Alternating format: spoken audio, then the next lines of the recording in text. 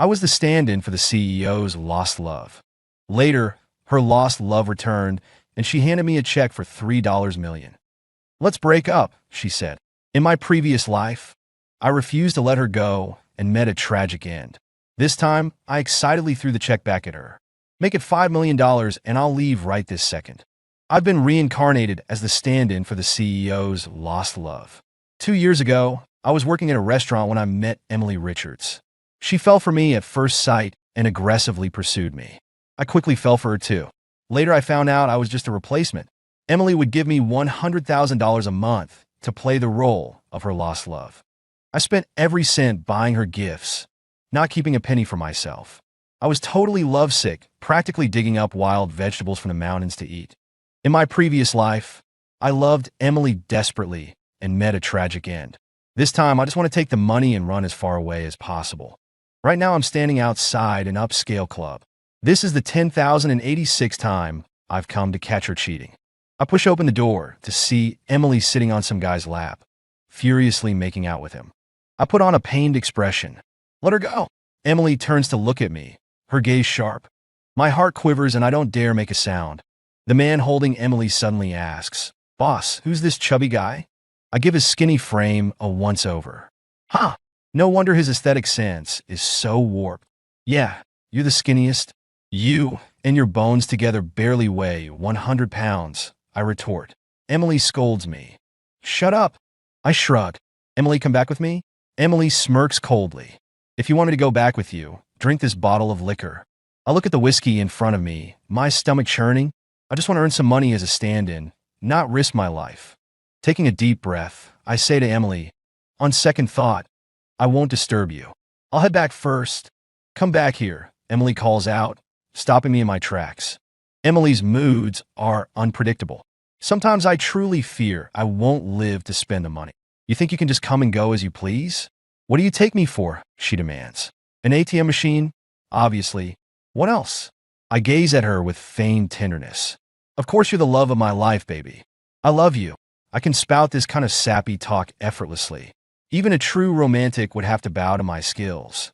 Emily stares at me silently for a few seconds, then stands up. I think to myself, "So, she's leaving with me already? You're not done playing with this skinny guy yet." The man is unhappy and grabs her hand. "Boss, don't go." Emily shakes off his hand forcefully. "Get lost." The man looks at her, shocked and hurt. I shake my head. Emily has always been cold-hearted. All her warmth is reserved only for her lost love, Luke Shen. On the way home, I sneak glances at Emily's exquisite profile. I have to admit, she really is beautiful. No wonder I loved her so desperately in my previous life. But now, love means nothing to me. Staying alive is what matters. Back home, I immediately go look in the mirror. Seeing my flawlessly handsome face from every angle, I smile with satisfaction. Then I pat my stomach. I've put on a bit of weight lately. Maybe my digestion has improved. Tomorrow I'll get Emily to sign me up for a gym membership and VIP spa package. If I don't spend her money, is she going to leave it for some other pretty boy? Besides, if I stop looking like Luke, how am I supposed to keep making money off my looks? This is Emily's villa. After showering, I wander around and notice she has quite a collection of priceless antiques.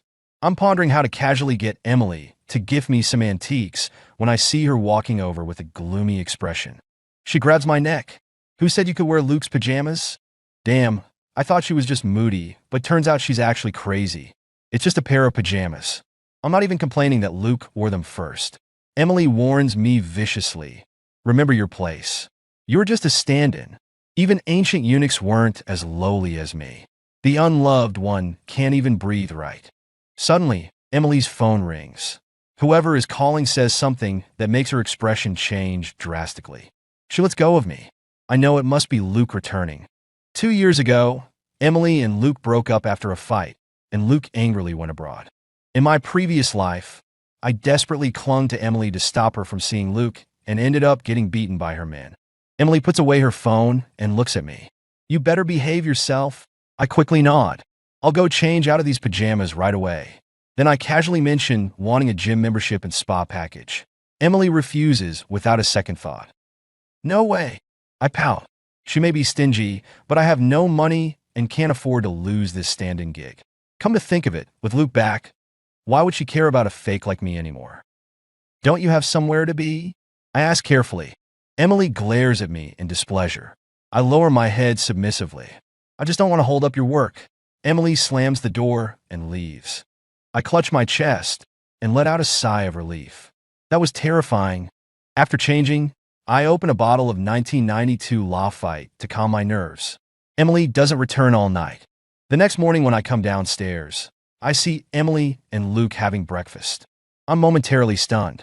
The usually ice-cold woman is now peeling eggs for Luke and wiping his mouth, treating him like a precious treasure. I've tiptoed around her for 2 years and never got a kind word, let alone this kind of treatment, despite my constant care and concern. I suddenly feel rather pathetic. Emily looks up at me.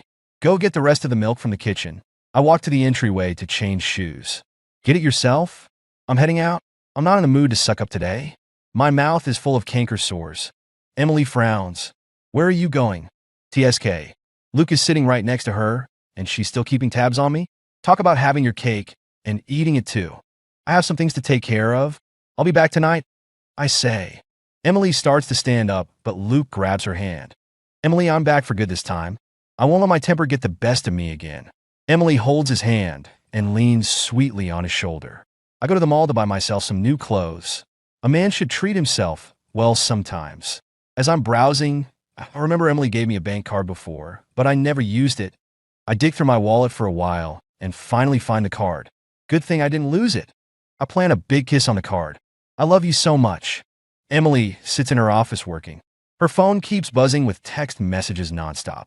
They're all notifications of my purchases. That evening, I return home laden with shopping bags. Bodyguards follow behind, carrying even more bags that almost fill the entire living room. I point to a few bags in front and smile at Emily. This one, and this one are for you. The rest are all mine. Emily's face darkens. I maxed out her card but only got her these few gifts. Realizing the issue, I close my eyes and pretend to be emotional. I guess seeing you with Luke this morning put me in a bad mood. I accidentally went overboard shopping. After a moment, I bite my lip and say with feigned pain, if you don't like them, I can return everything. No need, Emily says, staring at me. My mom wasn't happy to hear Luke came to the house. Come with me to see her tomorrow and cheer her up. In my past life, I sucked up not just to Emily, but to her mom too. I want to roll my eyes. She makes a mess and now wants me to clean it up. But it's true that Emily's mother was very upset to learn Emily brought Luke home. She's never liked Luke, thinking he's too cunning and not a good guy. Plus, Luke is full of schemes. So Emily's mom prefers a simple pretty boy like me. Yes, I'm single-mindedly after money. I'm as pure as distilled water. You know it. All right. The next day, Emily takes me to visit her family. I take out a string of prayer beads I prepared in advance and give them to Emily's mother. Annie, I went to the temple to get these prayer beads for you. They'll bring you good fortune. As I say this, I rub my knee and grimace in pain. Emily's mother notices my movement. Jason, what's wrong with your leg? I brush it off. It's nothing. I just knelt for a few hours at the temple yesterday to get the prayer beads. Hearing this, Emily looks at me. So yesterday, I not only went on a crazy shopping spree, but also knelt for hours to get prayer beads. Emily's mother is very touched. Oh, Jason, you're so thoughtful. I maintain my smile. A wealthy lady like her has seen all sorts of rare treasures. What she lacks is sincerity. She quickly has someone bring out an antique to give me. This antique is clearly extremely valuable. My eyes light up. Trading $9.99 prayer beads for a priceless antique is an excellent deal. I'm very popular with Emily's mother because I have no ambition, just wanting to stay by Emily's side. When Emily steps away, her mother says to me, Jason, don't worry. As long as I'm still breathing, I won't let Emily end up with Luke. You're the one I approve of, you know? That's quite a big promise, but eating too much will cause indigestion.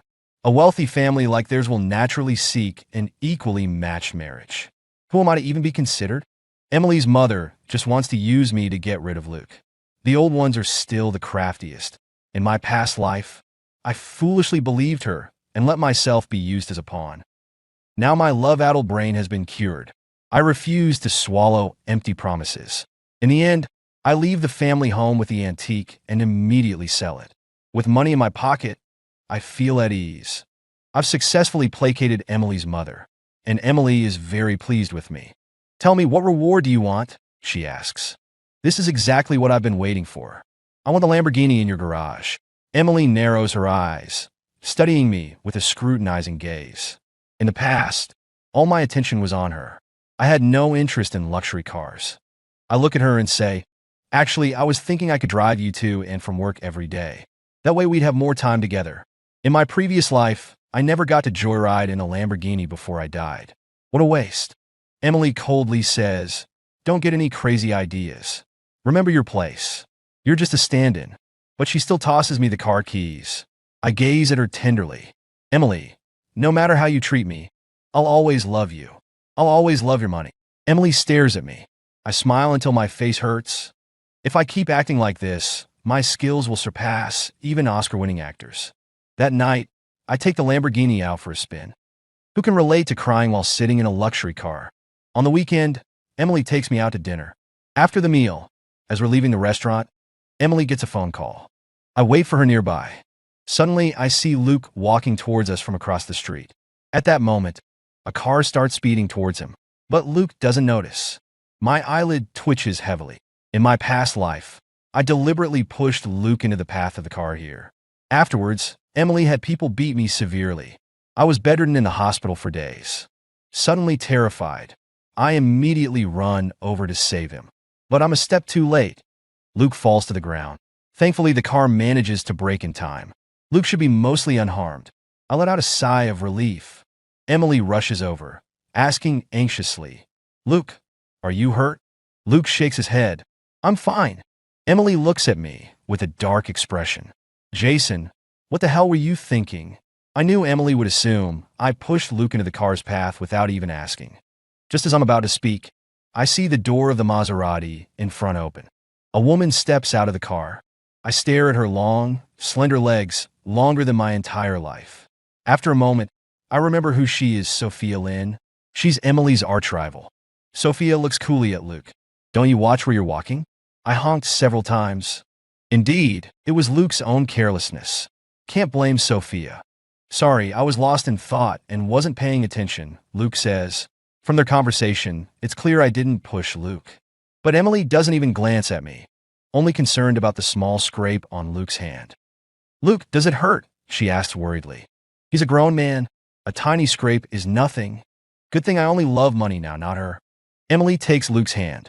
Let's go to the hospital to get you checked out. They walk towards the car. Emily has completely forgotten my existence.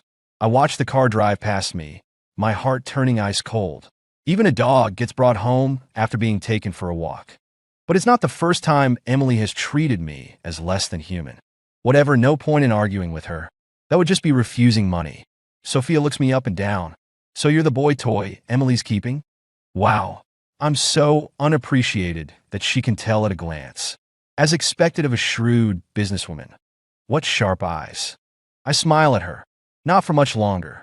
Because Emily will soon be handing me money to get lost. When Emily returns home that evening, I've already eaten and am browsing real estate listings on my phone. Should I buy an apartment or a large villa? I'm sitting on the couch. Even from a distance, I can smell the stench of money coming off her. My heart blooms with joy. Emily sits across from me and takes out a check from her purse. Let's break up, she says. I bite my lip hard, trying not to let my smile spread from ear to ear. In my past life, I desperately refused to break up. Things got ugly and ended tragically. I was truly an idiot back then. This time, I'm determined to seize this chance to get rich. I stand up and excitedly throw the check back at her. Make it $5 million and I'll leave right this second. If I hesitate even a second, I'd be disrespecting money. Perhaps she didn't expect this reaction from me. Emily is stunned. Realizing my excitement was too obvious, I lower my head and sigh, looking utterly heartbroken. To be honest, it pains me deeply too, but a short pain is better than prolonged suffering. Emily stares at me coldly. I start to feel nervous under her gaze. Did I ask for too much? $5 million is just pocket change to her. Besides, I've been her servant for 2 years. $5 million is already a bargain. But if she really thinks it's too much, we can negotiate. For example, knocking off $20-30. I'm much more generous than her. Before I can speak, Emily says, I'll give you $5 million if you agree to one condition. My heart skips a beat. She's not asking for a goodbye romp, is she? I clutch the collar of my shirt tightly. I'd never agree to that, even if you killed me. Now, I only sell my talents, not my body. Emily continues, accompany me to a banquet tomorrow night. Having me attend the banquet with her is for show in front of her mother. Because Emily bringing me to an official event means acknowledging my status and completely cutting ties with Luke. Putting on one last performance to get $5 million. I have no reason to refuse. All right, I agree, I say. Emily goes upstairs and sees several packed suitcases in the room. She turns to look at me, as if to say, you even packed your bags already? I laugh awkwardly. I was planning to go on a trip with some friends in a few days. After returning from the restaurant, I'd been busy packing. Most of the suitcases are filled with the luxury goods I bought at the mall last time. Of course, I'm taking those with me. Who goes on a trip with 8 suitcases? This excuse is clearly flimsy. But at this point, I can't be bothered to come up with a more perfect excuse. After all, I'm about to be kicked out anyway. Whatever. I attend the banquet with Emily. As soon as we arrive, Emily is surrounded by people. Someone of her status and power naturally attracts a lot of brown-nosing. I'm pushed to the side, so I find a seat and start eating the food on the table. After I've had my fill, I can't find Emily. Over half an hour passes, and she still hasn't returned. I get up to look for her, not finding her in the banquet hall. I walk out to the garden. I don't see Emily, but I do spot Luke. He's standing by the pool with a dejected look. My whole body tenses up. I need to get out of here fast. In my past life, at this banquet, I pushed Luke into the pool out of jealousy. Afterwards, Emily had me sent to prison. Before I could take more than a few steps, I hear a splash behind me. I turn to look and see Luke struggling in the water. Damn it, there's no escaping this. Luke has thalassophobia and can't swim. I hesitate for a few seconds, but still run back and jump into the pool. Just as I'm about to swim towards Luke, my leg suddenly cramps up. Has the plot changed because of my reincarnation? Am I going to die here? But I can get that $5 million tomorrow. I really don't want to die now. At least let me spend all the money before I die. Just as I think I'm about to drown, I see someone swimming towards me. It's Sophia. My heart races as Sophia holds me. I really don't understand why I liked Emily before. It's not like all the women in the world were dead. Sophia pulls me out of the water. On the other side, someone has also rescued Luke. I want to smash a durian on his head. Everything was fine. Why did he have to jump in the water to play? He almost got me killed. Emily glares at me with murderous eyes. Jason, no need to ask. She assumes I pushed Luke in. Emily warns me viciously. I've already decided to break up with you. Don't think you can change anything. If anything happens to Luke, I won't let you off. I'm more pitiful than a vengeful spirit. No one wants you two to be together more than me. Stop causing me trouble. Sophia suddenly speaks up. It wasn't him. He jumped in trying to save Luke. She glances at me and sneers. He was just too stupid. Didn't save anyone and almost drowned himself. I really want to thank her. But thanks to Sophia speaking up, I avoid going to prison. The next day, Emily gives me the check. The moment I get that $5 million in my hands, I feel my whole being start to glow. From today on, I join the ranks of the wealthy. I buy a fully furnished apartment that I can move into right away. Then I buy 5 commercial properties to rent out. Soon I'll be a landlord, just collecting rent every month. The easy life, just thinking about it makes me happy. Since we've broken up, I should move out. But my belongings aren't just those 8 suitcases. I have many more boxes. I hire a moving company to come pack everything up, cheerfully directing them as they work. Jason, Emily calls out to me. I hold my breath. Is she going to inspect what's in my suitcases? Actually, it's not a big deal. I just took back a few gifts I'd given her before. She was just letting them collect dust anyway. I might as well sell them secondhand online. Emily looks at my wildly grinning face and asks, You're really this happy? She didn't expect me to not only avoid crying when leaving, but to be smiling so brightly.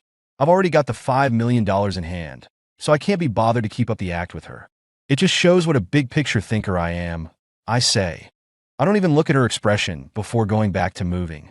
After a busy day, I go to a bar that night to relax. I I get two pretty girls, one to feed me drinks, one to give me a massage. It feels so good I could fall asleep. You seem pretty happy for someone who just got dumped, a voice suddenly says above me. I open my eyes to see Sophia. I smile. I'm rich now. I don't have to serve that mercurial ice, Queen Emily, anymore. Every day I can just take my money and go have fun. Of course I'm happy. But to avoid too much contrast between my past and present personas, I pretend to be down. The pain and heartbreak are just buried deep inside. I say. Sophia smiles lazily. I can't tell it all. Are her eyes x-ray machines or something? I shrug and take a drink. It's best to part on good terms. Sophia crosses her arms and looks at me. I saved your life last time. Aren't you going to show some appreciation? I almost spit out my drink in shock. I've seen Emily blow tens of thousands in one night at bars. My little bit of money wouldn't last a second with her. But then I think, if not for her saving me, I might already be dead. How about I get you a couple handsome guys? I offer. Getting some less attractive ones would probably be cheaper. If she wants good-looking ones, I might as well offer myself. I have plenty of experience, and it would save money. Sophia's face darkens. You think I'm as shallow as you. She turns and walks away. I wipe away cold sweat. My wallet has escaped disaster. A few minutes later, I get a call from Emily. It's not her personally, but one of her maids. She says Emily is having a gastric flare-up. Emily is a workaholic with severe stomach problems. When we were together before, I paid close attention to her diet and cooked for her every day. If her stomach is acting up, you should call a doctor. Why are you calling me? I ask. Miss. Richard said to call you. The maid replies. I'm baffled. Emily's stomach is the problem, not her brain. Even if she wants someone to take care of her, shouldn't she call Luke? I'm busy, I say and hang up. To my surprise, over 2 hours later I get another call from Emily. This time it's her personally. I've just gotten back to my apartment after partying. Emily demands, why didn't you come? Why would I come? We broke up a week ago. I remind her. Emily's voice holds a hint of grievance. Didn't you love me deeply? It's only been a week since we broke up, and you've already forgotten me. She thought I loved her desperately, not knowing that in this life, I only loved her money. My first instinct is to snap at her. But then I remember she's rich and powerful, while I'm just an ant she could crush with her toe. So I hold back. Emily asks again, can you come see me? I remind her once more. Ms. Richards, we broke up. Just because we broke up means we can never see each other again. We can't. Just consider me dead. Emily falls silent on the other end. I hang up and lie down on my bed, closing my eyes and sleeping like the dead. To thank Sophia for saving my life, I decide to treat her to some street barbecue. Sophia looks completely out of place standing at the little stall in her designer business attire. Not sure what she likes, I order one of everything. Very generous of me. It's Sophia's first time eating street barbecue. She accidentally gets some sauce on her clothes. Oh boy, her blouse clearly costs a fortune. Hope she doesn't try to make me pay for it. I quickly grab some napkins and help her wipe it off. Look at you. Can't you eat more carefully? What are you two doing? An angry voice suddenly rings out. I look up. Emily is standing not far away, her expression tense. Her car is parked behind her. She must have been passing by. Eating barbecue. Obviously. I wonder if she's gone blind. Can't she see the huge beef skewer in my hand? Sophia smiles insincerely and asks, does Ms. Richards want to try some barbecue too? Emily ignores Sophia and stares straight at me. Jason, don't think I don't know what you're doing. You know she's my sworn enemy. You're trying to provoke me like this. Provoke you. Your ego is truly massive. Ms. Richards, you're overthinking things. I say. Sophia suddenly grabs my hand. Jason, dear, I want to try the beef skewer you're holding. Feed me. I stare at her with wide eyes, as if asking, what the hell are you doing? A moment later, I understand her mischievous intent. She wants to make Emily upset. Sure enough, when I turn to look at Emily, she has the expression of someone who's been cheated on. Ridiculous. When she and Luke were displaying affection right in front of me, I didn't say anything. Besides, we've broken up now. I'm single and no longer Luke's stand-in. Even if I really were dating Sophia, it's none of her business. She's just an ex-girlfriend, not my mother. With that in mind, I feed the beef skewer to Sophia. Is it good? Sophia's acting skills are on point too. She gives a shy smile. Anything you feed me is delicious. Looking at the smile on her face, I'm momentarily dazed. Actually, Sophia is very beautiful. Her features are even softer than Emily's. When I look back, Emily is no longer standing there. The car is gone too. Sophia lets go of my hand and reverts to her cool demeanor. Missing her already? Do I look that self-destructive? I finally got rid of her. I take a swig of beer. Are you kidding? I'm not tired of living.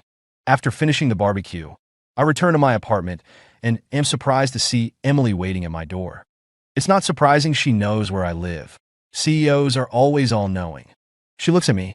Luke and I are getting married. I'm slightly taken aback. Did Emily's mother agree to their marriage? Luke really is skilled. I respond coolly. Oh, congratulations. Emily is stunned, as if she didn't expect this reaction from me upon hearing about her marriage. Did she think I would try to stop the wedding? I'm not that bored. She's read too many novels. Emily presses her lips together. Don't you have anything else you want to say to me?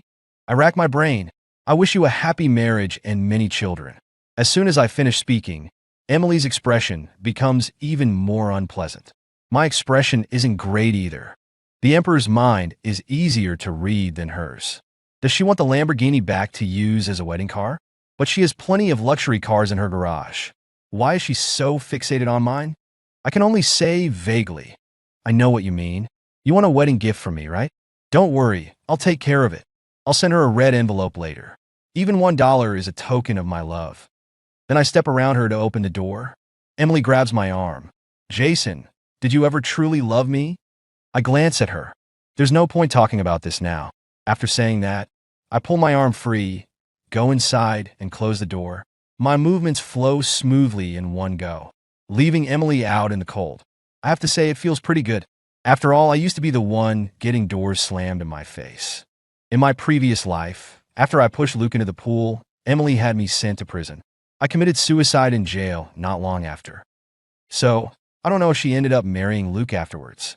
But whether they get married or not is none of my business anymore. The next morning, I'm about to go out for breakfast when I see Emily still standing in the same spot. Clearly, she's been there all night. She looks at me and says, Luke and I broke up. I'm completely baffled. Last night she said they were getting married, and now they've broken up. That's faster than fast food. Emily explains, last night when I said Luke and I were getting married, I was lying. I just wanted to see how you'd react. Then she gives a self-deprecating laugh.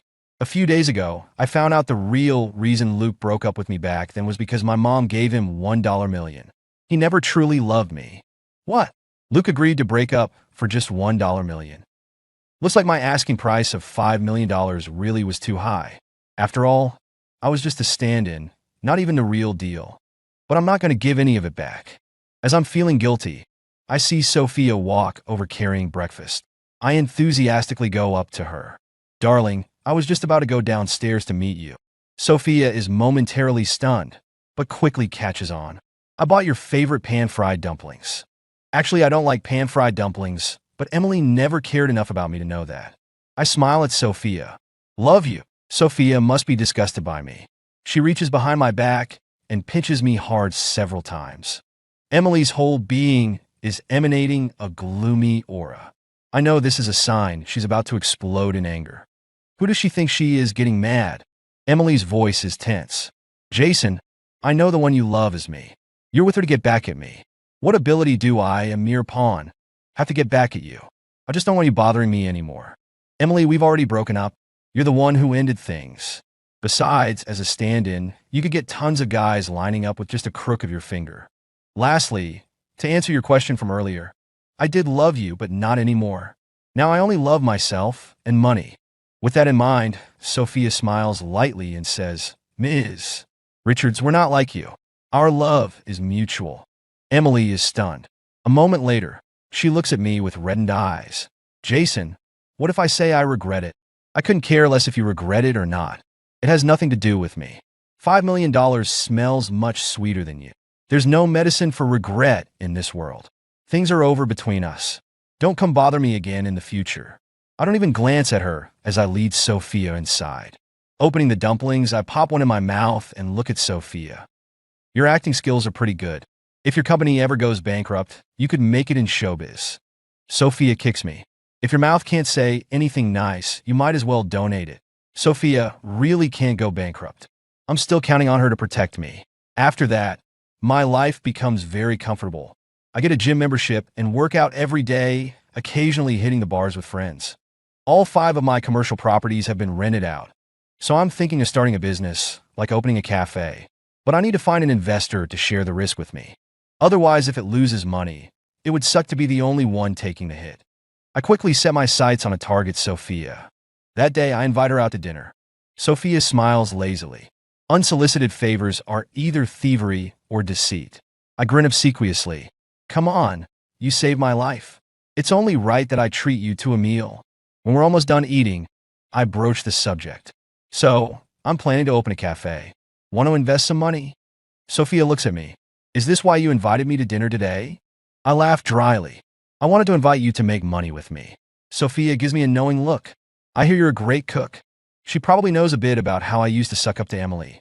My personal chef is on leave recently. Why don't you come cook for me? If you do a good job, I might invest in your cafe. I pat my chest confidently. No problem. And so, I start going over to cook for Sophia every day. I used to cook for Emily daily too, but she really just treated me like a cook. Sophia is different. She gives me feedback when eating, praises me when the food is good, and provides a lot of emotional validation. 6 months later, my cafe officially opens.